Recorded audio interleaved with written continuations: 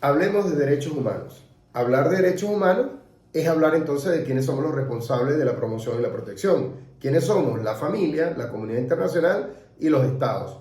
Hoy hablaremos entonces de la promoción y protección de los derechos humanos y de los pueblos desde la perspectiva de la Unión Africana. Nuestro equipo está integrado por Helen Parra, Javier Peña, Mario Leal, Rafael Niño y Santos Aguirre.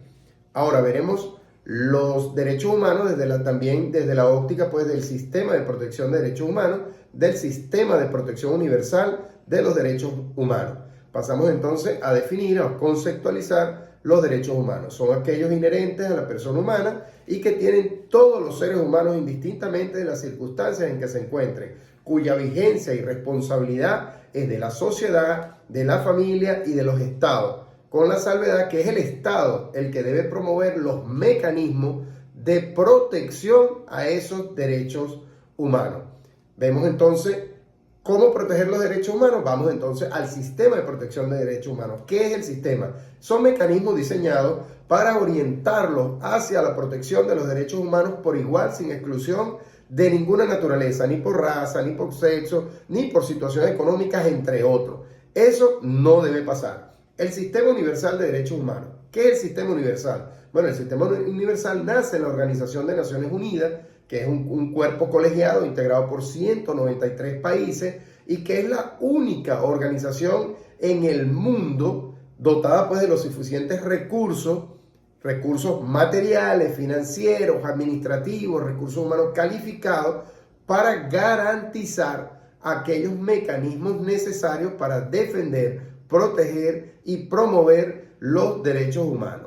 Tenemos entonces los antecedentes de ¿qué? Los antecedentes de lo que nosotros vamos a estudiar en esta oportunidad, que es el sistema de protección de derechos humanos y de los pueblos de la Unión Africana. Tenemos primero sus antecedentes. Los antecedentes los encontramos en 1963, que por iniciativa de algunos estados todavía considerados independientes del continente africano se reunieron y acordaron la creación de la Organización para la Unidad Africana, que se encargaría de la vocería del continente africano en el escenario internacional y frente a los demás estados. Tenemos entonces la Unión Africana. Teníamos primero la Organización para la Unidad Africana. Visto pues que no cumplió su objetivo tal como habían previsto estos estados, le damos paso entonces en 2002, cuando cesa en sus funciones esa organización, le damos paso entonces a la Unión Africana. La Unión Africana tiene como objetivo fundamental, de acuerdo al artículo 3 de su preámbulo, establecer claramente el compromiso con los ideales de los derechos humanos y de la democracia, así como el de un desarrollo económico sustentable, reconociendo que la cultura y los derechos humanos es indispensable para propiciar el crecimiento económico. Luego tenemos los sustentáculos del sistema de derechos humanos y de los pueblos, enmarcados pues por supuesto en la Unión Africana. Tenemos entonces que verlo desde dos puntos de vista. Primero, relacionado con los pueblos, que tendrán derechos según lo establece pues la Carta, tendrán derecho al desarrollo económico, social y cultural, y sobre todo considerar su libertad, su identidad y el disfrute per igual de la herencia común de la humanidad. Y como segundo sustentáculo tenemos el relativo a los estados, que tendrán deberes en forma individual y en forma colectiva. Luego tenemos el Sistema Universal de Protección de los Derechos Humanos y su relación con el Sistema de Protección de la Unión Africana. En ese sentido, tenemos que decir pues que la Organización de Naciones Unidas, como lo dije antes, está integrada por 193 países, se constituye como el principal foro y en ella existen tres mecanismos básicos de protección de derechos humanos. Un mecanismo de jurisdicción internacional, mecanismo de jurisdicción internacional, un mecanismo de jurisdicción interregionales y mecanismos de jurisdicción regionales. En el caso de la Unión Africana de Protección de Derechos Humanos y de los Pueblos, estamos hablando entonces, para contextualizar, en un sistema de protección, un sistema jurídico de protección regional de los derechos humanos, pues se trata de un continente, el continente africano. Luego tenemos cuántos asientos puede tener o tiene África en ese foro de la ONU? Bueno, el Consejo de Derechos Humanos de la ONU está conformado por 47 Estados miembros, distribuidos entonces los asientos como 13 representantes de África, 13 por Asia, 8 por América Latina y el Caribe, 7 por Europa Occidental y otros grupos, y 6 por Europa Oriental. Entonces, fíjense, lo novedoso acá, lo importante acá, el continente africano tiene 13 asientos en el Consejo de Derechos Humanos de la ONU. Eso es importante para el continente, pero no es menos importante, para lo que es la Unión Africana de Derechos Humanos y de los Pueblos, como lo vamos a ver a continuación. ¿En qué se basa o en qué se funda la Unión Africana? Pues se funda en la Carta Africana de Derechos Humanos y de los Pueblos, que tiene unas características importantes que vamos a ver a continuación.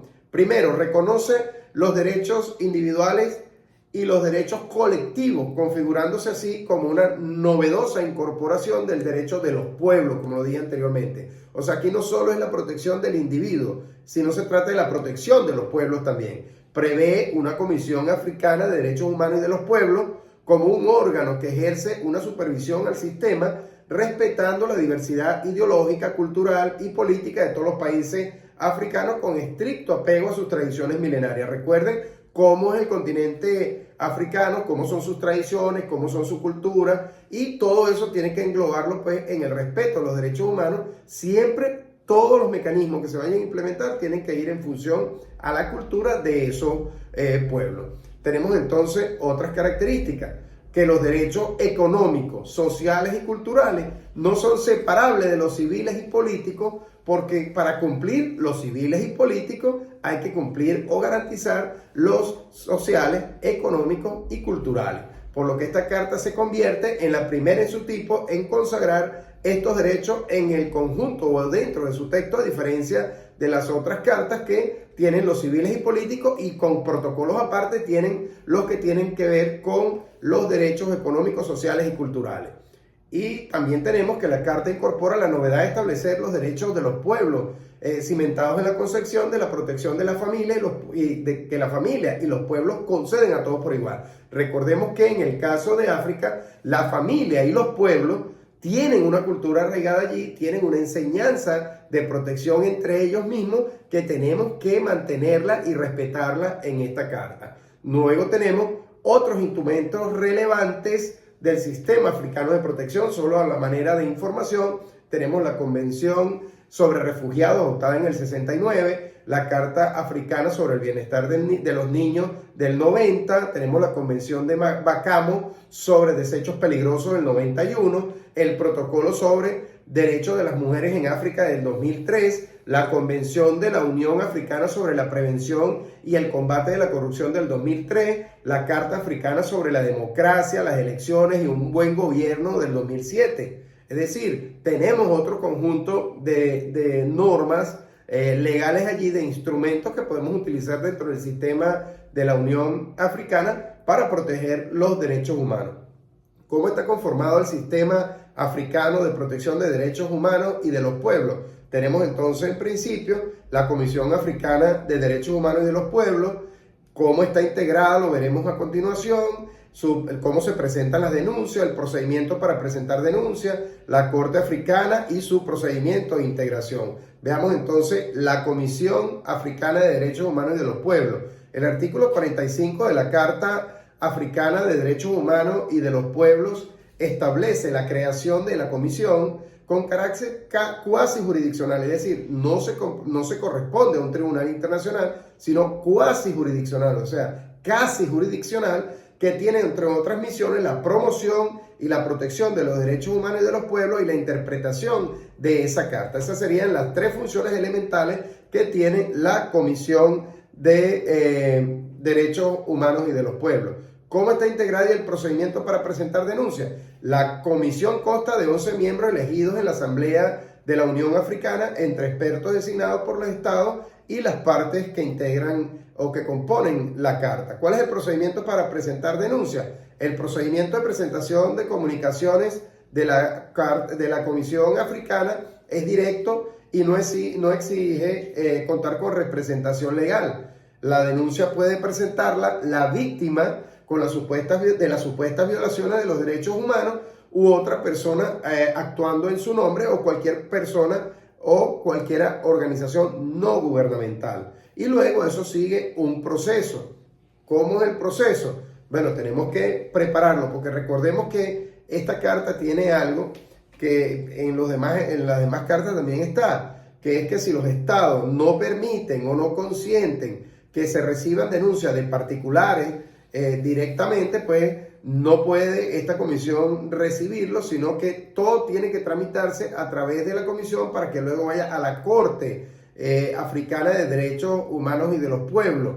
Entonces tendríamos que ver allí esas aristas, ver cuáles de los estados sí lo permiten o suscriben el protocolo y cuáles no. Entonces cualquier persona tiene que acudir a una ONG o tiene que ir a la comisión para que la comisión sea quien ejerza esa representación ante la Corte, que sí es un organismo jurisdiccional, como lo veremos más adelante. Luego tenemos el procedimiento para presentar las denuncias, como les dijimos, pero ahora enfocado desde el punto de vista de la Corte Africana de Derechos Humanos y de los Pueblos, que es otra instancia que sí es jurisdiccional y la vamos a ver ahora.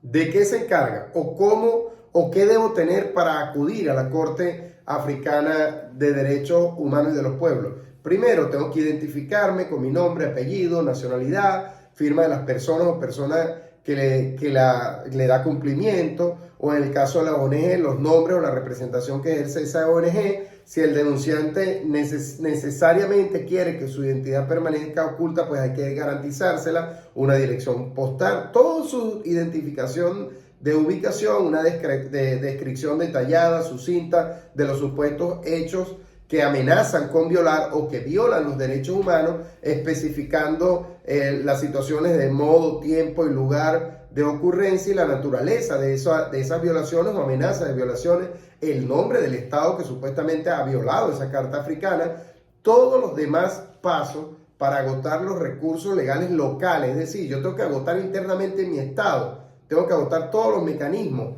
para que se me respete o se me garantice los derechos humanos, para yo luego acceder a la Comisión de Derechos Humanos, para que ésta a su vez interponga ante la Corte Africana de Derechos Humanos y de los Pueblos la solicitud que yo estoy planteando. Una indicación, siguiendo con los requisitos, una indicación de que la denuncia no ha sido enviada a otro procedimiento internacional en resolución de conflicto. Es decir, no puedo crear la prejudicialidad. Yo tengo que ser sincero, si lo eleve a otro organismo internacional, pues no puedo ahora acceder a este, o no debo acceder a este, porque estaría con la misma causa, pues estaría activando dos mecanismos internacionales. La integración de esta Corte. ¿Qué es la Corte Africana de Derechos Humanos y de los Pueblos? Es un organismo jurisdiccional creado en la Carta Africana de Derechos Humanos y de los Pueblos y surge ante la necesidad de pasar a la regulación cuasi jurisdiccional a una verdadera regulación jurisdiccional. ¿Cómo está integrado? Bueno, el tribunal o esta corte está compuesta por 11 jueces que son nacionales de los Estados miembros de la Unión Africana a propuesta de sus respectivos estados. Los magistrados de la corte son elegidos a título individual entre juristas africanos y de probada integridad y de reconocida competencia, práctica judicial, académica y por supuesto experiencia en la esfera de los derechos humanos. No cualquiera puede ser magistrado de esta importantísima corte. También tenemos la presentación de casos ante esta corte. ¿Cómo lo hacemos? Solo la Comisión Africana, óigase bien, solo la Comisión Africana de Derechos Humanos, los estados partes, las ONG, en su caso las organizaciones no gubernamentales relevantes, son las que tienen la condición o tienen la cualidad para intentar ante esta corte los reclamos, las denuncias sobre violación de derechos humanos. Por lo tanto, las víctimas de violación de derechos humanos no pueden directamente presentar las denuncias, pero sí pueden presentarlas cumpliendo con los requisitos establecidos en el artículo 56 de la Carta Africana de Derechos Humanos y de los Pueblos, ante la Comisión Africana. O sea, yo presento ante la Comisión para que la Comisión la presente ante la Corte Africana y lleve mi denuncia hasta ese punto. Tipo de solicitud. La decisión de una solicitud ante la Corte puede ser considerada o no, dependiendo del asunto de que se trate y si tiene jurisdicción o no, y del tipo de derechos humanos que se amenaza a violar o se violó, para ello saber entonces qué tratamiento le puede dar la Corte y si es admisible o no es admisible. También tenemos la información que deben contener las planillas. Se ha diseñado pues con unas planillas que debemos llenar, un formato, preformato que debemos llenar para poder acceder a eso. Y tenemos lo mismo, la indicación de los nombres, el resumen sucinto de los hechos, indicar claramente quién es el violador de los derechos humanos o quién amenaza con violar los derechos humanos, cómo, de qué manera, las circunstancias de modo, tiempo y lugar en que se pudieron haber los hechos, que se agoten las vías o las instancias nacionales antes de optar allá, y por supuesto si actúa en nombre propio o quién hace la representación. Lugar de presentación de las solicitudes. Las solicitudes se presentan ante la Corte por correo postal, correo electrónico, fax o servicio de mensajería en la Secretaría de la sede de la Corte en Arusha, Tanzania. Los datos de contacto en Domoa Road, Arusha, Tanzania, y están los correos electrónicos, por supuesto, y las páginas web de la Corte. Con esto, pues, damos por concluido nuestra intervención en relación a la Unión Africana. Esperemos, pues, que le haya sido de agrado. No sin antes decir, pues, que África atraviesa, a manera de conclusión, África atraviesa un momento crucial. Sabemos cómo es el continente, sabemos cómo ha sido impulsado el continente por la pobreza, el hambre, la desnutrición infantil. Acuérdense que venimos de un proceso postcolonizador, de invasiones en los países pobres de África. Cuando se descubren de recursos naturales, eran invadidos, saqueados, torturados, vejados. Es decir, venimos de un África bastante conflictiva, venimos de un África bastante golpeada, y esa Carta Africana de los Derechos Humanos y de los Pueblos, por supuesto, necesita algunas revisiones, necesitamos adecuarla, necesitamos pues que esos derechos hoy día de cuarta generación, como son los derechos a las tecnologías, a las nuevas tecnologías y los derechos de la comunicación en general, de lo que debemos ser sujetos pues todos los individuos, esos derechos también deben ser incorporados en la Carta. Y sobre todo tenemos que establecer mecanismos más idóneos. Y la preocupación mayor, bueno, esa Corte, si bien toma decisiones sobre los estados y dicta algunas sentencias específicas, pues se ve limitada en imponer o hacer cumplir esas decisiones que ella toma. Entonces tenemos que buscar en todo el mundo mecanismos idóneos para que de verdad los estados que suscriben una carta como la Carta de la Unión Africana o cualquiera otra de las que existen los sistemas internacionales de protección de los derechos humanos, se comprometan y lo hagan. Porque si no, veamos el caso de Venezuela. Tenemos la Corte Interamericana de Derechos Humanos. Ha tomado decisiones sobre Venezuela importantísimas en prevención a la violación de derechos humanos, en condenar a violadores de derechos humanos. ¿Y qué ha sucedido en Venezuela? El Estado no acata, el Estado no responde, el Estado no resarce a las víctimas, el Estado no indemniza a la víctima. Entonces queda ilusorio aquel ideal de derechos humanos, aquel ideal de que todos debemos participar para proteger los derechos humanos. Pero ¿qué es lo que ocurre? Que el Estado es el principal responsable y el principal que tiene el deber de proteger los derechos humanos, no lo hace. ¿Y quiénes dirigen el Estado? No somos personas, no somos seres humanos.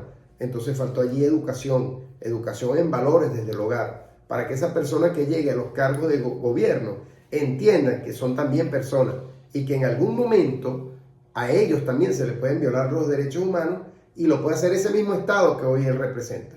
Muchísimas gracias y nos vemos en otra oportunidad.